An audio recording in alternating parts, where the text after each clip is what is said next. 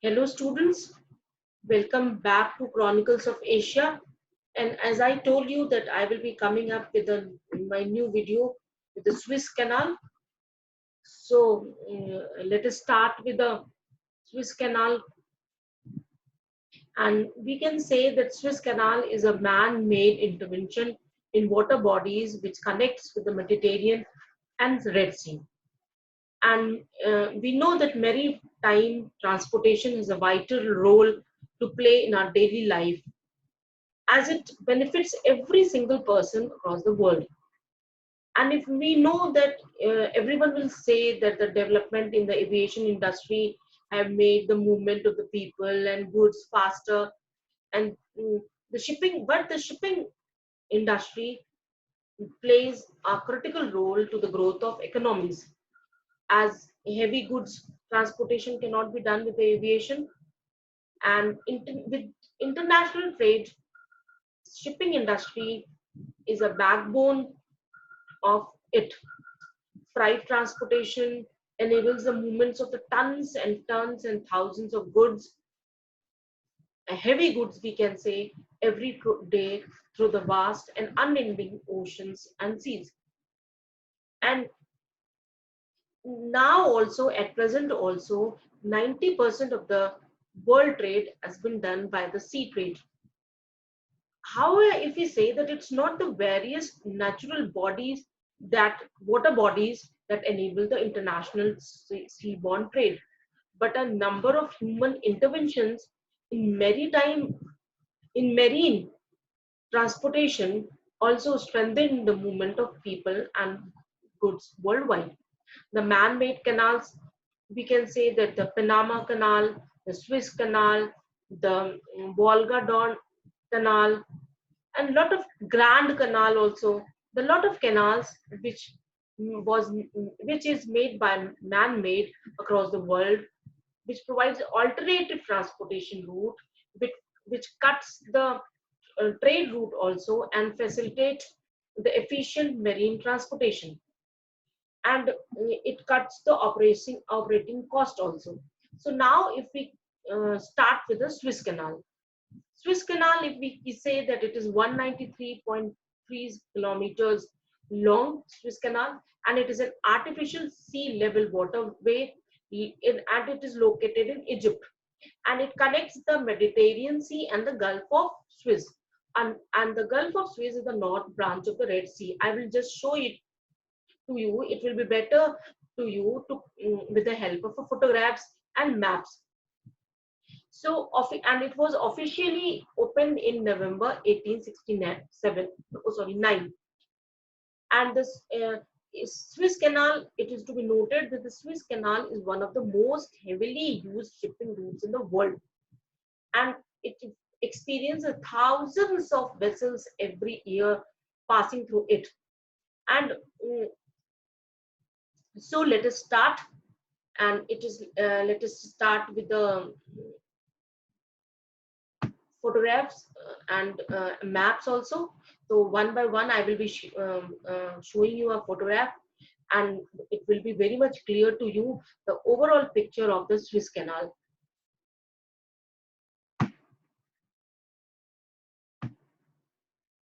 And so let first of all just come up with this picture. And this picture was this picture. If I zoom it, and if I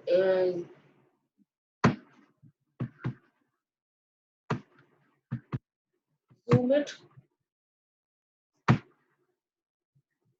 this picture.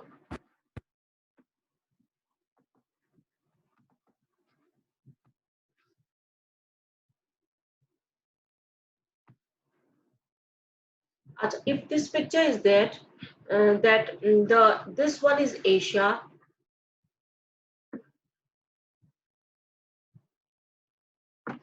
this one is Asia, and this one is Africa and Egypt, and this is Red Sea, and this is Mediterranean Sea, and it is located, this red line is with Suez Canal. So now it will be very clear that Red Sea, Mediterranean Sea, Asia, Africa, and this is Egypt. Now with the more one picture, I will just explain you this part, this full part, what it is and how what is. So the next picture shows it to you, the more zoom part and more detailed part of the that area. That means now if we say that Suez Canal, so Suez Canal is a, this is Suez, okay, and then it goes all through, and this ends in Mediterranean Sea, and this port is known as Port Said. And this Port Said and is this full area is a man-made canal which reduced the routes. I will show you to that also. So now, if we go with the third, my third, this is a map. And now we know that this is the, now let us zoom it. And it shows more zoom part. And now, if does suppose this Suez Canal would not be there, so the all the transport, all the trade route, sea trade route was from this area, to this area to Mumbai, and if so, it covered 2,300 miles, or you can say 19,800 kilometers. And with the opening of Suez Canal, with the building construction of Suez Canal, this trade route went to like this and this and this to Mumbai, and it is of 7,200 miles or 11,600 kilometers. So 7,000 kilometers is decreased, and it is a very remarkable decrease of the route. And if it is, I'm not going very much technically, if the with the normal speed, if the ship carries, so it takes 34 days to reach Mumbai, and if it goes in this way with the help of Suez Canal, it takes only 19 days. And this is the black portion also. This can be the route, but it is not sea route. And this route, it has to travel the different countries. So and it was not for the heavy goods, you can say.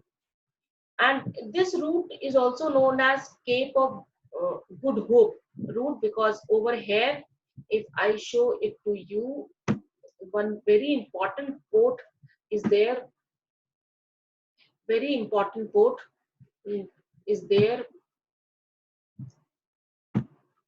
and it is a here Cape of Good Hope.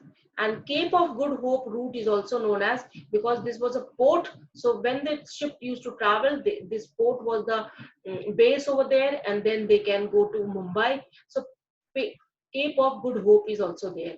And now I'm going to show you the fourth, my fourth map.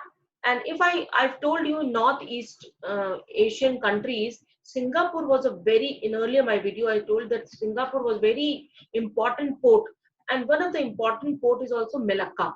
So if the from European countries, from London, from Rotterdam, if the sea trade route, first it was like this to Singapore. And if I say with the, if I can tell you with the pencil, so I can say that from here to from Cape of Good Hope to Singapore. And then after the Suez Canal, the route was here, here, here, and like this.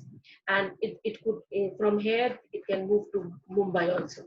And from here to Malacca. So Malacca is also a very important port in Singapore, from where it can be, the trade route can be there. And the one more route you can see that it is the same, but it is very, very long. It is very, very long, and I don't think so that they adopted this route. But from this route, they can go to China as well. And so now it is over, and you can, it is well explained that how the trade route, what is Suez Canal, what is Swiss Canal, and what is and how when the northern part of this that Swiss, and that is the northern part of Red Sea, and then the Port Said, that is the end of Mediterranean Sea, and then it is 193 kilometers. And when it started, so it was once 124 kilometer long, and 24 kilometer wide and 8 meter depth. But afterwards, it was extra construction was there, and 35 kilometer depth was added. And in starting in 1869, when it was built, it was only the one-way traffic, only one side uh, vessels can transit. But in after 35-kilometer extension, the two-way traffic transition of vessels started, and it can be more to just to manage the more traffic in Suez Canal. So now, if we go with a brief history of that also, that it is not how it built and how who built it. So in the very short, I can say that it is not so that the Swiss Canal was it was an idea of the Egypt pharaohs, so that to build a canal and to connect the two seas and with the river Nile. And the one canal was built which was connected to the Nile River. But the Suez Canal was could not happen. And in 1798, when Napoleon uh, conquered Egypt, and he thought of building a canal. So what is that? He sent two of its surveying team to the two seas to survey and find out for the construction of the canal. But when they wrongly interpreted the sea levels, and there was some mistake in the measurement, so between between the sea levels of Mediterranean and Red Seas. And so when they reported to Napoleon that if Suez Canal will be constructed, there will be a catastrophic flood in the Nile Delta. So Napoleon was scared, and he stopped the project. But in 1855, one engineer and a diplomat, Lesseps name was there, and he gave the proposal to Viceroy of Egypt to construct a Swiss Canal. So when he came, the one company was formed to construct a Swiss Canal, and he took the agreement was there, and in agreement it was mentioned that they can construct the Swiss Canal, and they can have access over it for 99 years. And so so it was there, but Britain was very much against of this, because they found that it was a French, it was a desperate attempt of the French emperors to dominate to undermine the dominance of Britain in global shipping. And the British ambassador also argued with France, so that if they support the canal, it will be a suicidal act. And Lesseps, but after in 1875, what the Britain bought some of the shares of the 44% shares of the Swiss Canal, as there was some economic crisis, and they sold the shares to Britain. And but when I will again take to you, when if they start building the canal, first the canal was built with a massive manpower, and that was also that was a forced labor. There was a forced labor, and they were very nominal poor or very nominal pay, and under threat of violence. And and it was going in a very slow pace. But in 1863, Egyptian ruler Ismail Pasha, and he banned the use of forced labor. So now the company and Lesseps both were under the shortage of the labor workforce. So they came up with a machines. So in machines, the new technology boosts the construction of Suez Canal, and it was um, built in 1869, and it was estimated by the company that 200 million franc will be the cost of the construction of Suez Canal. But when it ended, it was seen that the cost went up to more than 400 million franc. And now I will tell you some of the very interesting fact about Suez Canal. There is very fascinating fact, you can say, that when Suez Canal neared the completion in 1869, when one French sculptor was there, I will not tell you the name. I will tell you afterwards, and you can guess the name afterwards. Tried to convince Lesseps and the Egyptian government to let him build a very big sculpture, and which he will name that sculpture Egypt Bringing Light to Asia, and he will be at its Mediterranean entrance. Here you can say Port Said. But the and he was say that it was inspired by the ancient colossus of Rhodes, and in 19 he can be 19-foot tall statue of a woman clothed in Egyptian peasant robes and holding a massive torch, which also serve as a lighthouse to the guide ships into the canal. But the Egypt Lesseps also and the Egyptian government did not agree with this project, and the project never materialized. But that the sculpture continued presenting his idea, continued with the idea of his statue. And in 1886, now you can guess the sculpture name, he finally unveiled the completed version of his statue in New York Harbor, and officially called Liberty Enlightening the World. The monument has since become better known as a Statue of Liberty. So again, you can find the name of the sculpture, and it can be the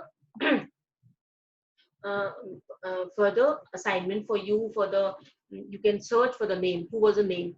But that sculpture, those who built Statue of Liberty. So now you can imagine the Statue of Liberty was the sculpture idea was for the Suez Canal, and as it never materialized, so he put it that in a New York Harbor. So this was a very fascinating fact about Suez Canal.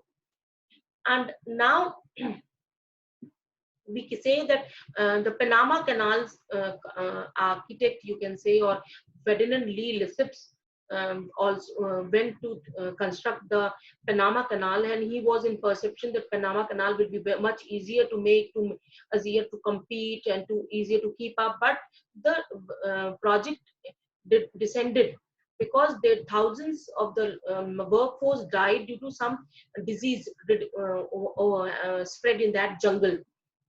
Or now, if we say that yeah, now there are lot of